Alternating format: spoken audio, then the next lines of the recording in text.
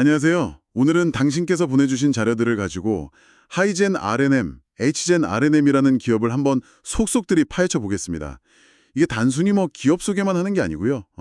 투자자 관점에서 이 기업의 현재와 미래, 그리고 특히 어제 있었던 아주 뜨거웠던 주가 움직임까지 좀 냉철하게 분석해보는 그런 시간을 갖겠습니다. 네, 반갑습니다. 네, 오늘의 목표는 명확합니다. 60년 기술 명가가 이제 로봇과 모빌리티라는 새로운 옷을 입으려고 하는데 과연 그 가능성은 얼마나 될지 당신의 자료를 통해 그 속내를 좀 들여다보는 거죠. 재무 상태의 어떤 그늘과 기술력의 빛, 그 사이에서 균형점을 찾아보겠습니다. 맞습니다. 이 기업, 참 흥미로운 지점들이 많아요. 말씀하신 대로 오랜 역사에서 오는 그 기술적 깊이, 거기에 로봇이라는 미래 성장 동력이 만났는데 또 동시에 뭐랄까, 최근 실적이나 재무 지표는 좀 고개를 갸웃하게 만드는 부분도 있거든요. 오늘 이 분석을 통해서 하이젠 RNM이 가진 기회, 그리고 또 위험 요인까지 좀 입체적으로 조명해보면 좋겠습니다. 자료가 어떤 이야기를 들려줄지 저도 기대됩니다. 좋습니다. 그럼 먼저 하이젠 RMN, 여기가 어떤 회사인지 기본 정보부터 짚고 넘어가죠. 시장이 1963년 LG전자 모터 사업부라니, 와, 정말 뿌리가 깊네요. 그렇죠.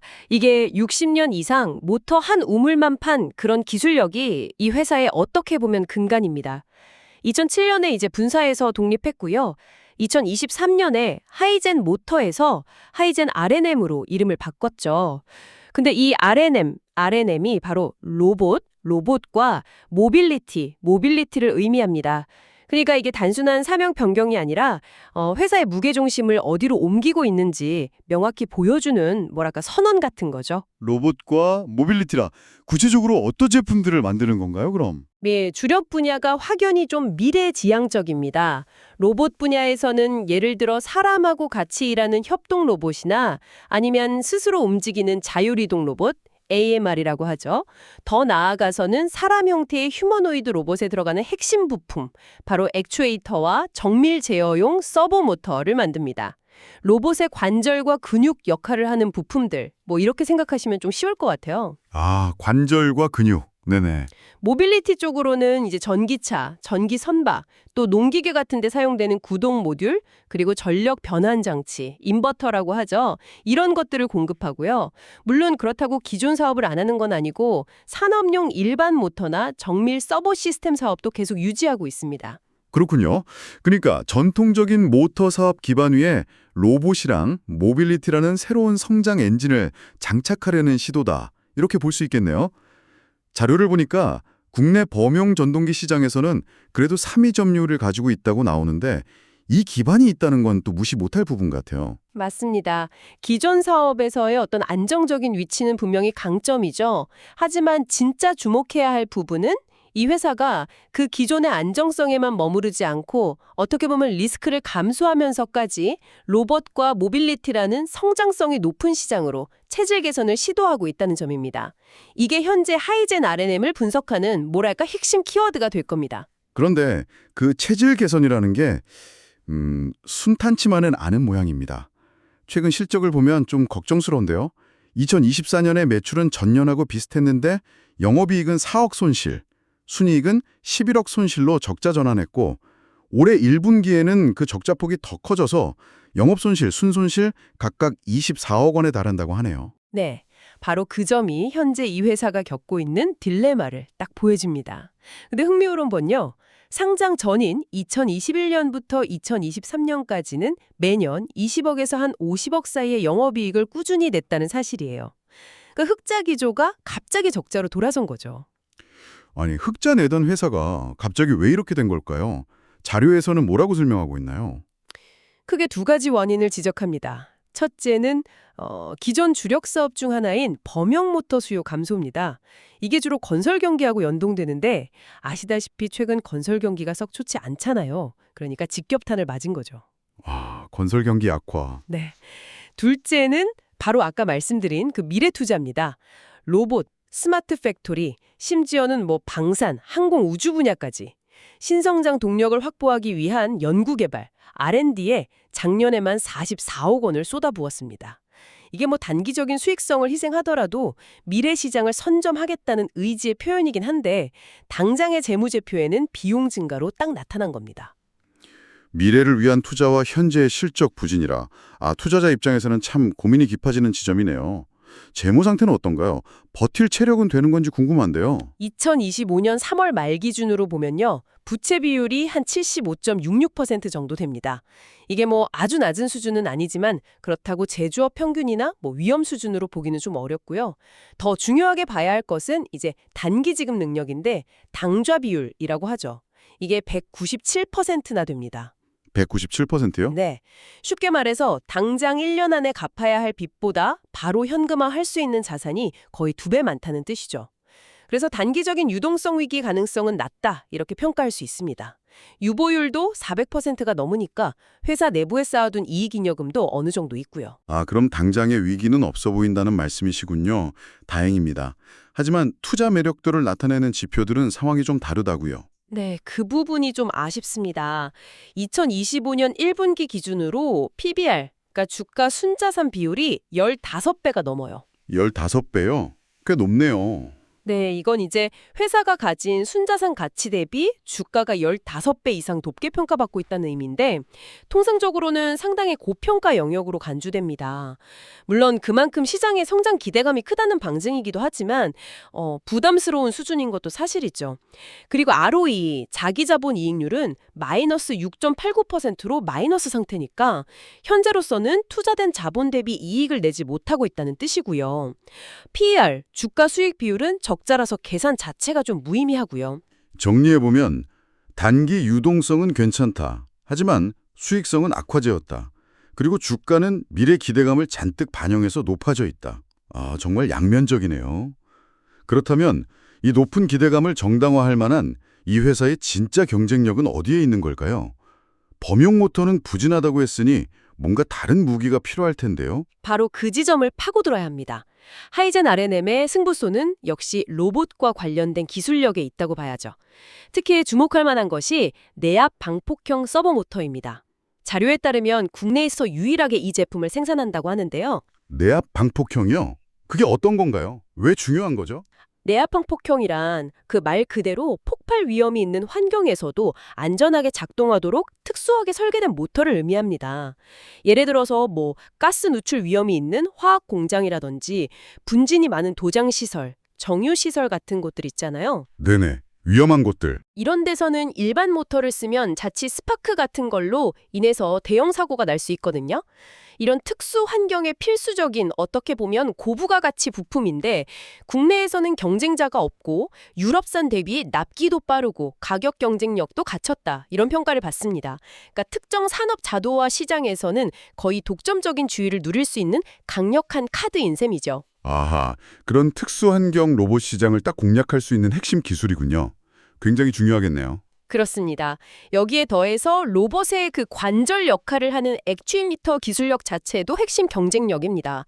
특히 사람하고 협업하거나 아주 정밀한 작업이 필요한 로봇일수록 고성능 액추에이터가 필수적인데요. 이 분야에서 레인보우 로보틱스 같은 주요 로봇 기업들하고 협력하면서 기술력을 인정받고 있습니다.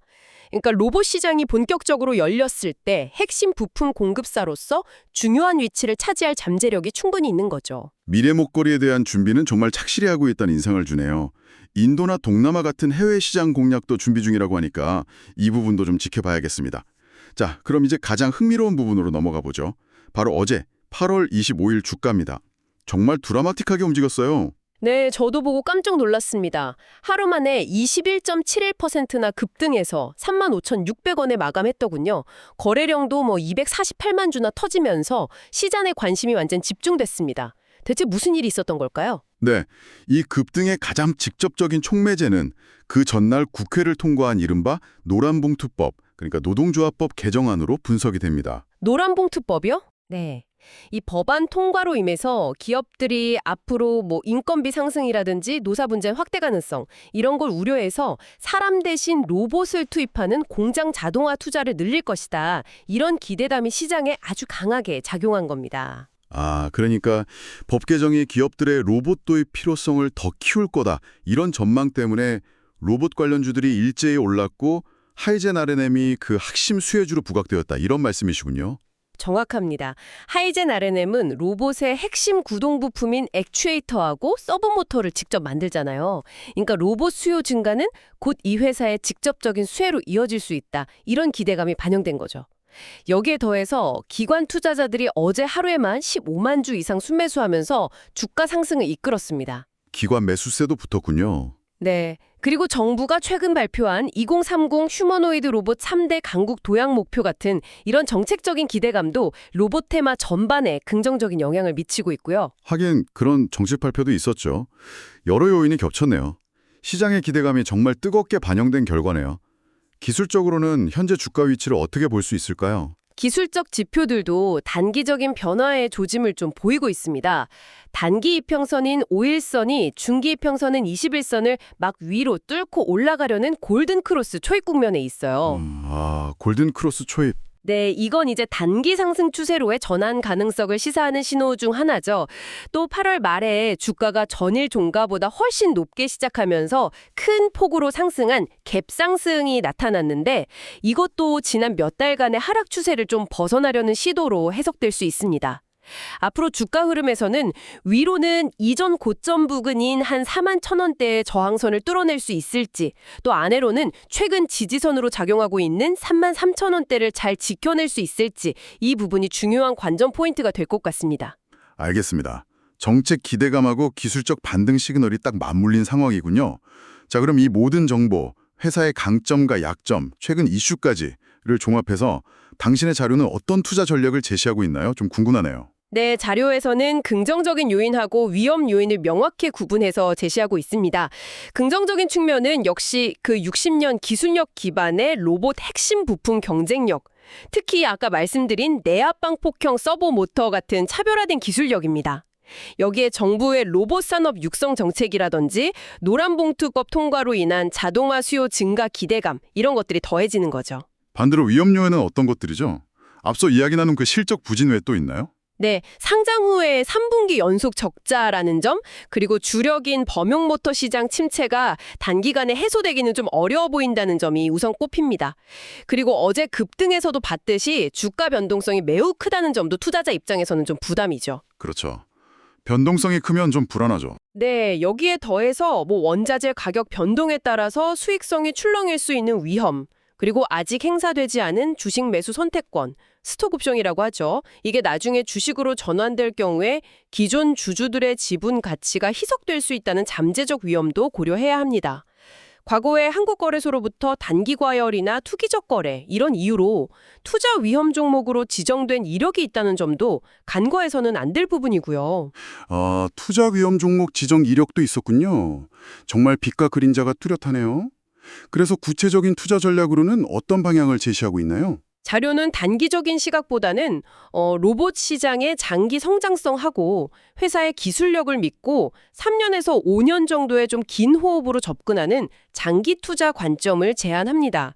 그리고 변동성이 큰 만큼 한 번에 자금을 투입하기보다는 시장 상황을 보면서 여러 차례 나눠서 매수하는 분할 매수 전략이 유효하다고 보고요. 분할 매수요? 네, 어제 종가인 35,600원을 기준으로 기술적 지지선 부근인 33,000원에서 35,000원 사이를 1차 매수 구간으로 보고요. 만약에 주가가 좀 추가 조정을 받는다면 31,000원에서 33,000원 사이를 2차 매수 구간으로 고려해 볼 수 있다. 이런 예시를 들고 있습니다. 단기적인 1차 목표가는 기술적 저항선으로 언급된 41,000원 수준으로 제시하고 있고요. 장기적 관점의 분할 매수. 상당히 신중한 접근을 권고하는군요. 하긴 그럴 수밖에 없을 것 같기도 하고요. 네, 맞습니다. 자료 말미에도 이 분석은 어디까지나 정보 제공 차원이고 모든 투자 결정과 그에 따른 책임은 투자자 본인에게 있다는 점을 명확히 하고 있습니다. 특히 최근 주가 급등은 실적 개선보다는 정책 기대감이 크게 작용한 만큼 섣부른 추격 매수보다는 신중한 접근이 필요하다는 점을 강조하고 있습니다. 오늘 하이젠 RNM에 대해서 정말 깊이 있게 들여다봤습니다. 60년 기술 명가라는 든든한 배경, 그리고 로봇 시대라는 거대한 파도에 올라탈 잠재력을 분명히 가졌지만 동시에 재무적인 어려움과 시장의 높은 변동성이라는 과제도 안고 있는 기업입니다. 특히 어제 주가 급등은 정책 변화가 기업 가치 평가에 얼마나 즉각적이고 또 강하게 영향을 미칠 수 있는지를 보여주는 아주 흥미로운 사례였던 것 같습니다. 맞습니다. 결국 핵심 질문은 이것으로 귀결되는 것 같아요.